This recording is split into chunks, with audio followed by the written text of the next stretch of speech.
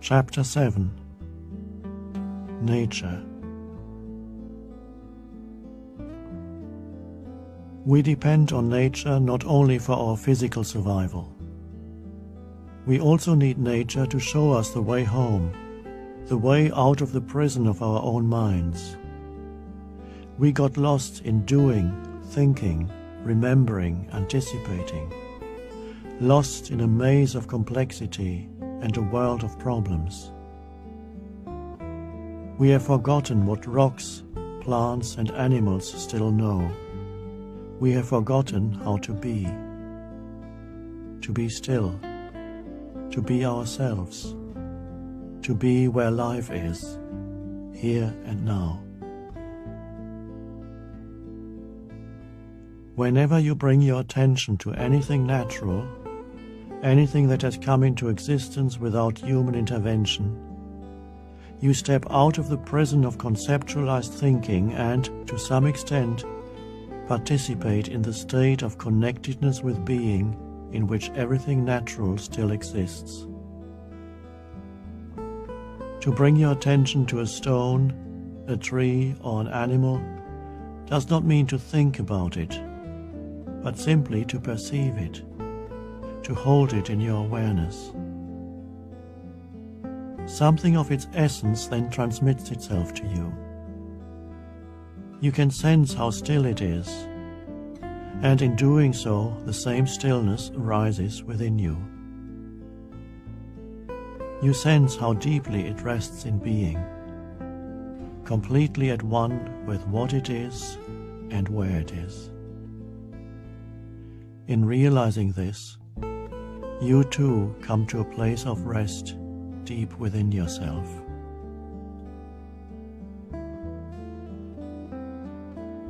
When walking or resting in nature, honor that realm by being there fully. Be still. Look.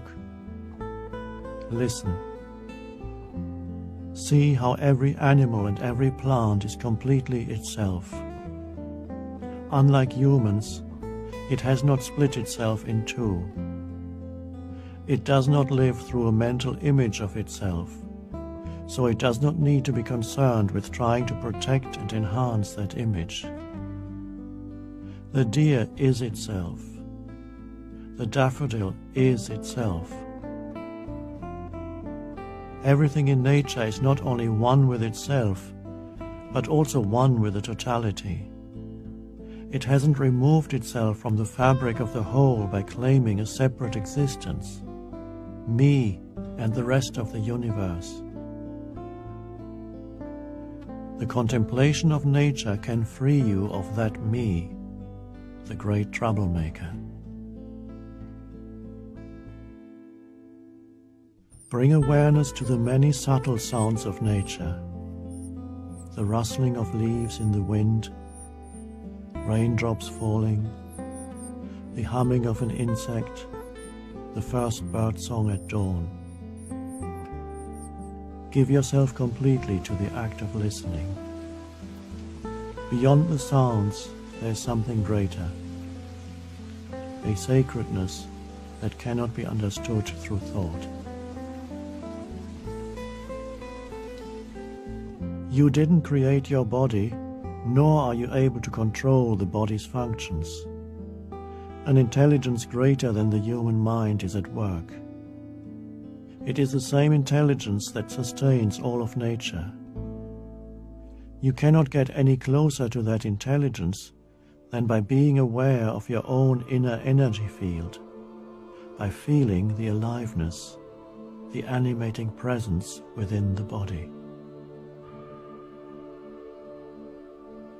The playfulness and joy of a dog, its unconditional love and readiness to celebrate life at any moment, often contrast sharply with the inner state of the dog's owner, depressed, anxious, burdened by problems, lost in thought, not present in the only place and only time there is, here and now.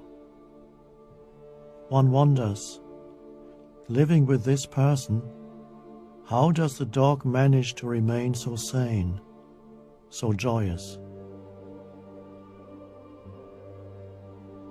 When you perceive nature only through the mind, through thinking, you cannot sense its aliveness, its beingness.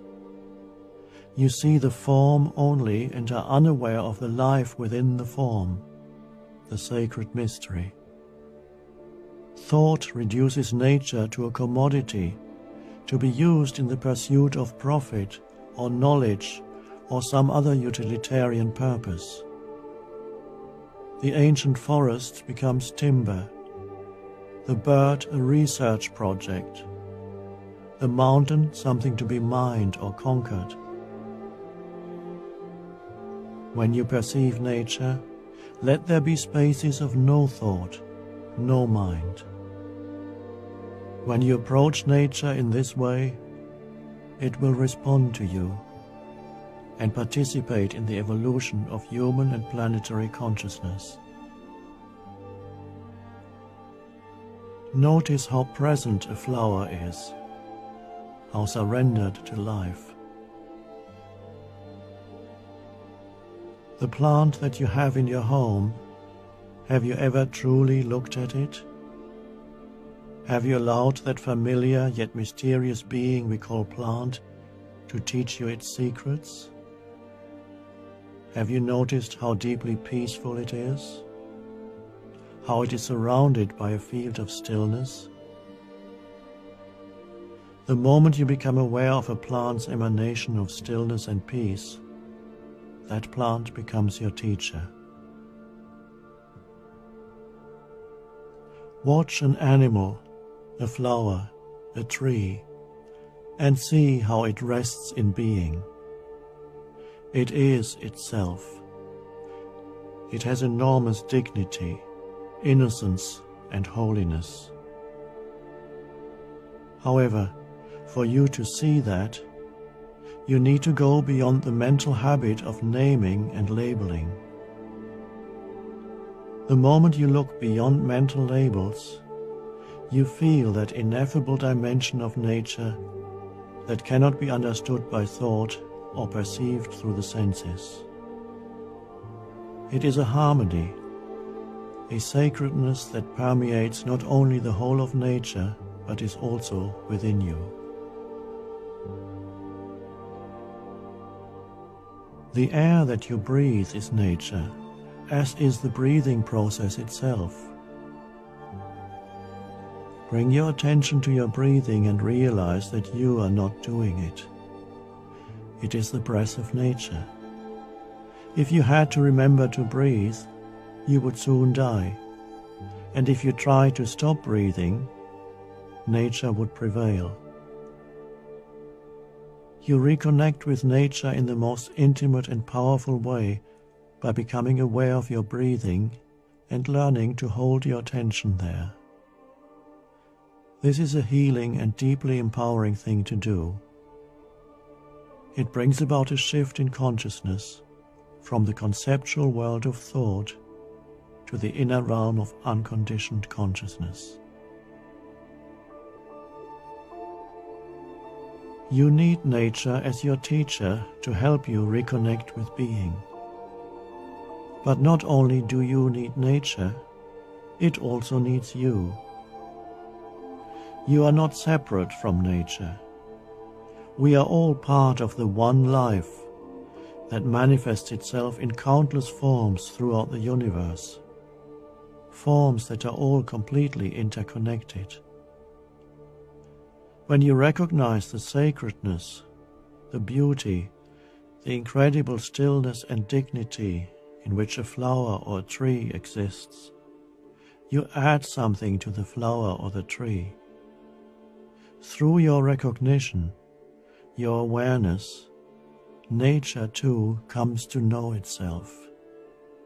It comes to know its own beauty and sacredness through you.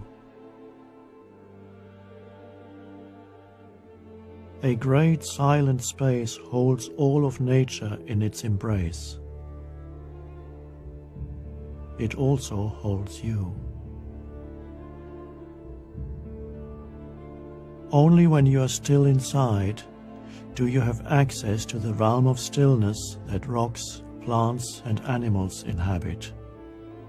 Only when your noisy mind subsides can you connect with nature at a deep level and go beyond the sense of separation created by excessive thinking. Thinking is a stage in the evolution of life. Nature exists in innocent stillness that is prior to the arising of thought. The tree, the flower, the bird, the rock are unaware of their own beauty and sacredness. When human beings become still, they go beyond thought. There is an added dimension of knowing, of awareness, in the stillness that is beyond thought. Nature can bring you to stillness. That is its gift to you. When you perceive and join with nature in the field of stillness, that field becomes permeated with your awareness. That is your gift to nature. Through you, nature becomes aware of itself. Nature has been waiting for you, as it were, for millions of years. Can you see that this I is fleeting, a temporary formation, like a wave pattern on the surface of the water? Who is it that sees this? Who is it that is aware of the fleetingness of your physical and psychological form? I am.